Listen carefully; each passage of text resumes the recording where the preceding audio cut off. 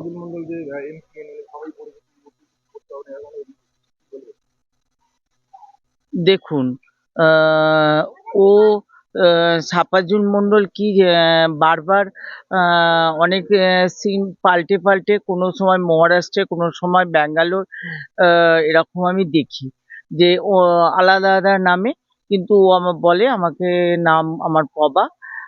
তা বারবার আমাকে হুমকি দেয় যে, আর অকথ্য নোংরা ভাষায় গালাগাল, আর বলে কলা ছড়ায় আয়।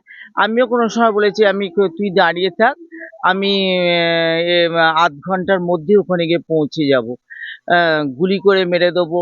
আমি সুদীপ্ত সাধুকা ছিল, আমি তখন জানিয়েছিলাম। ও বারবার এরা নোংরা কথা বলে, বাজে কথা বলে, তা আমার এগুলো শুনতেও ভাল লাগছে না।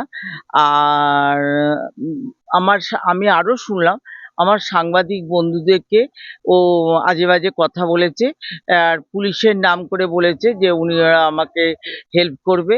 কিন্তু আমি মনে করি আমার সাংবাদিক বন্ধুদের হুঙ্কার দেবার কারোর অধিকার নেই। আমি যদি কিছু প্রয়োজন মনে হয় আমি নিশ্চয়ই সাংবাদিক বন্ধুদের পাশে থাকবো, ও ওনারা সব সময় আমাকে ফোন করতে পারে। আসসালামু আলাইকুম ও রহমতুল্লাহ বারাকাতু। আমি সাফাজুল মণ্ডল অ্যান্ড প্রবাস, সরাসরি আমি কথা বলছি কলকাতা থেকে। কয়েকদিন আগে নাকি ব্যান্ডেলে একটা কোনো দুর্ঘটনা হয়, ডিএনএন বাংলা বাকি বিভিন্ন রকম মিডিয়ার চ্যানেলে আমি দেখতে পাই। আমার নাম বলছে, আমাকে দূষিত করছে, আমাকে ফাঁসাবার চেষ্টা করছে। আমি ডিএনএন বাংলাকে বলে দিচ্ছি, ভাই তোমরা যেইগুলি করছো গলত করছো, এর বন্দোবস্ত কিন্তু আমি করতে পারবো।